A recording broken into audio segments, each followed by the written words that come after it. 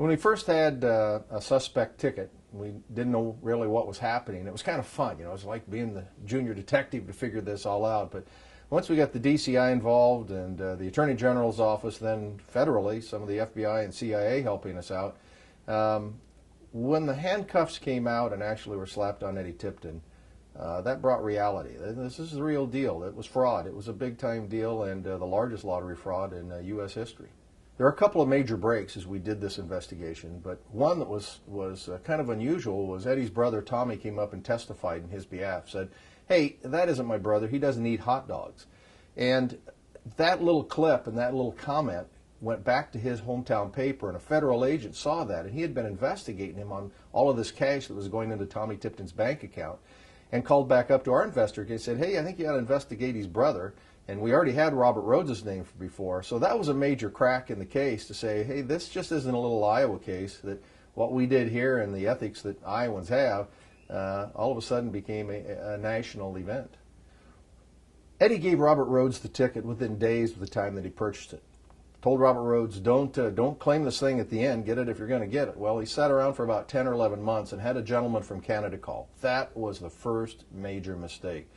The gentleman called and said, "I purchased the ticket." And we had the video, and when the employees at the lottery asked him, "What were you wearing?" he gave a description that we knew wasn't right. It wasn't a younger, middle-aged person in a hoodie. He said it was an older person in tweed pants, or some unbelievable story here, and we immediately knew there was fraud. That's the first step Robert Rhodes made the mistake. Once we had all the investigation together and we could actually show and prove that Robert Rhodes is part of it, he was the major one to flip to say, "I would rather be a witness than the suspect on the stand," and went ahead and took the plea to be able to turn all the evidence and help us crack the case. For me at the lottery, the Robert Rhodes is kind of I can go both ways, because the guy did and was the one that tried to collect from the Iowa Lottery.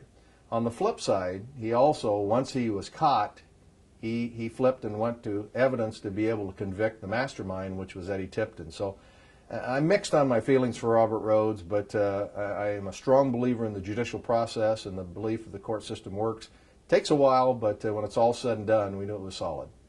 I've learned that you have to have good faith in the judicial system, and I really do. When it's all said and done, it was handled really well, and if we had pushed too hard to get the sentences too early, we wouldn't be where we are today. So we had to let the process play out.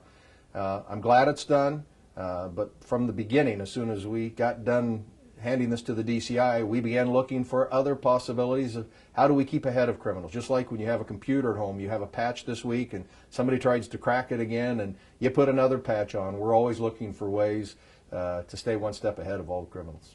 If Robert Rhodes wasn't in the investigation, or we took him out of this whole equation, I think Eddie would have been caught anyway. It seems that when people do illegal things and get by with it once in a small way, they can't quit. You want to keep going, and ultimately you probably will get. Throughout this entire case, we always try to put ourselves in the player's shoes. The player wants to believe and know that the people in charge that are regulating the lottery or any kind of business will go to any extent possible to try to root out anything that might be illegal that doesn't make this fair and honest.